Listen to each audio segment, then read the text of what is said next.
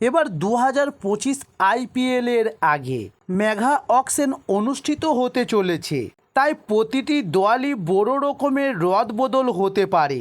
তবে আগামী মৌসুমে কতজন প্লেয়ারকে রিটেন করা যাবে, ইম্প্যাক্ট প্লেয়ার নিয়ম থাকবে কিনা এবং রাইট টু ম্যাচ কার্ড ব্যবহার করা যাবে কিনা, এমন অনেক প্রশ্নের উত্তর এখনও অজানা ক্রিকেট প্রেমীদের। তবে ফ্র্যাঞ্চাইজি কর্ণধারদের সঙ্গে মিটিং করেছে এবার ভারতীয় ক্রিকেট বোর্ড। তবে তাদের সঙ্গে নানা বিষয়ে আলোচনা হয়েছে। এবার আইপিএলে গভর্নিং কাউন্সিলের উপর সিদ্ধান্ত নির্ভর করছে। তবে বিশেষ করে নজরে রিটেনশন পলিসি। স্বাভাবিকভাবেই অনেক প্লেয়ারের কাছে ধোঁয়াশা। তবে বর্তমান ফ্র্যাঞ্চাইজিতেই থাকা হবে কিনা কেকেআরেরই উত্থান রিঙ্কু সিংয়ের। তবে এবার যদি কেকেআরের রিটেন করার সুযোগ না থাকে রিঙ্কু সিংকে, তবে বিপক্ষ দলও এবার ভেবে রেখেছে রিঙ্কু সিংকে নেওয়ার জন্য।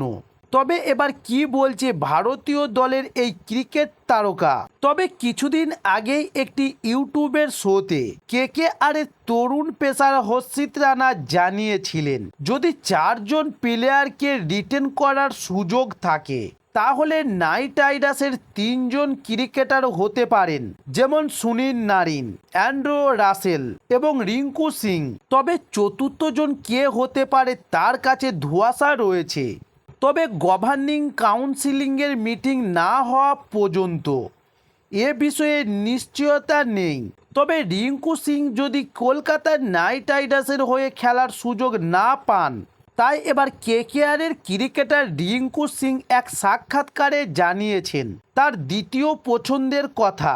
কেকেআরে না রাখলে রিঙ্কু সিং পছন্দ হচ্ছে রয়্যাল চ্যালেঞ্জার্স ব্যাঙ্গালুরু। তাই রিঙ্কু সিং এবার বলেছেন অবশ্যই আরসিবি, কারণ বিরাট কোহলি রয়েছে। আন্তর্জাতিক ক্রিকেটে 1 বছরের কেরিয়ারে বেশ কয়েকজন ক্যাপ্টেনের অধীনে খেলেছেন রিঙ্কু সিং।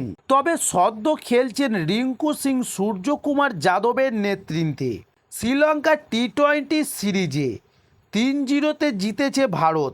শেষ ম্যাচে বল হাতে চমকে দিয়েছেন রিঙ্কু।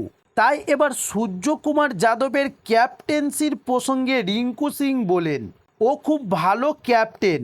আমি রোহিত ভাইয়ের ক্যাপ্টেন্সিতেও খেলেছি। সূর্যকুমারের মাথা খুবই ঠান্ডা, খুব বেশি একটা কথা বলেন না, খুব ভালো একজন ক্যাপ্টেন। তাই এবার 2025 আইপিএলে কলকাতায় নাইট রাইডার্সের দলে রিঙ্কু সিং সুযোগ না পেলে এবার 2025 আইপিএলে রিঙ্কু সিং আরসিবিতে খেলার কথা চিন্তা ভাবনা করতে শুরু করেছে। তবে এখনো পর্যন্ত এই বিষয়ে ক্লিয়ার করে কিছু বলা যাচ্ছে না, কারণ ডিসেম্বর মাসের শেষেই রয়েছে আইপিএল এর নিলাম। তাই সেই নিলামের কয়েকদিন আগেই বোঝা যাবে কেকেআর কাদেরকে ধরে রাখতে চলেছে এবার 2025 আইপিএল এর জন্য। তাই এবার সেই সমস্ত ভিডিওগুলো পেতে চাইলে অবশ্যই আমার চ্যানেল নতুন হলে চ্যানেলটি সাবস্ক্রাইব করে সঙ্গে থাকুন। নমস্কার।